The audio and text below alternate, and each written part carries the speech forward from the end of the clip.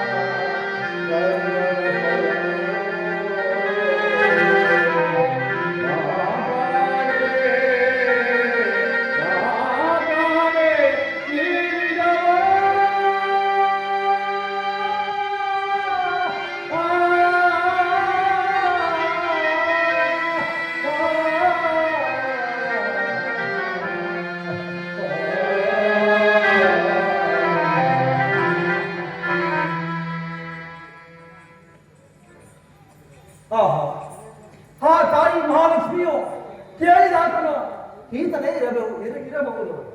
ಇರಲಿ, ಹಾಗಾದರೆ ಇನ್ನು ಮುಂದೆ ಈತನೇ ನನ್ನ ಪತಿಯು.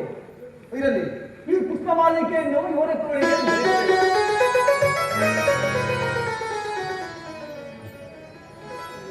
ಯಾರಮ್ಮ ನೀನು? ನನಗೇಕೆ ಈ ಪುಷ್ಪವಾಣಿಯನ್ನು ಹಾಕಿದೆ ತಾಯಿ? ಸ್ವಾಮಿ, ನಾನು ಕಾಶಿಪಟ್ಟಣದ ರಾಜಕುಮಾರಿ, ವಸುಮತಿ ಮಹಾರಾಜನ ಮಗಳು, ಪುಷ್ಪಮಂಜರಿ ಎಂದು ನನ್ನ ಹೆಸರು. ಅಮ್ಮ ಅಮ್ಮ, ನಿಮ್ಮ ತಂದೆಯವರಿಂದ ಕಡಿಸಿಕೊಂಡ ತಸ್ಕರಿಗೆ ಏಕಮ್ಮ ಮಾಲೆಯನ್ನು ಹಾಕಿದೆ. ಇದರಿಂದ ಹೆರಿಗೆ ಮುಂದೆ ಯಾವ ಆಪತ್ತು ಬರುವುದು ಕಾರಣವಿಲ್ಲ. ಏನು ಕಾರಣವಿಲ್ಲ ತಾಯಿ. ಸ್ವಾಮಿ, ದುಃಖಿಸಬೇಡಿ ಸ್ವಾಮಿ. ತಾಯಿ ಮಹಾಲಕ್ಷ್ಮಿಯ ಆಶೀರ್ವಾದದಿಂದ ನಾವು ನಿಮ್ಮನ್ನು ವಹಿಸಿದನು. ಆ ತಾಯಿಯೇ ಅನುಗ್ರಹ, ಆ ತಾಯಿಯೇ ಇದನ್ನು ಅನುಗ್ರಹಿಸಿದರು. ದುಃಖಿಸಬೇಡಿ ಸ್ವಾಮಿ. ಏನು, ಆ ಮಹಾಲಕ್ಷ್ಮಿಯೇ ನಿನ್ನನ್ನು ಇಲ್ಲಿಗೆ ಕಳಿಸಿದೆ?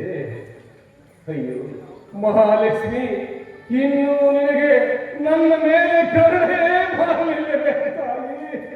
ಚಿಂತಿಸಬೇಡಿ ಸ್ವಾಮಿ. ಕರುಣೆ ಬರಲಿಲ್ಲವೇ ತಾಯಿ?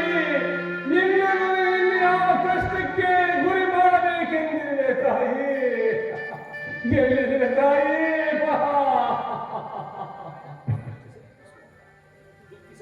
ದುಃಖಿಸಬೇಡಿ ಸ್ವಾಮಿ. ತಾಯಿ ಮಹಾಲಕ್ಷ್ಮಿಯು ನಮ್ಮನ್ನು ಕೈ ಬಿಡದೆ ಕಾಪಾಡುವಳು. ಹಾಗಾದರೆ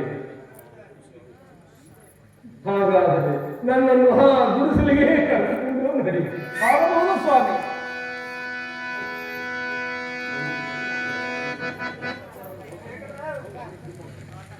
Thank you.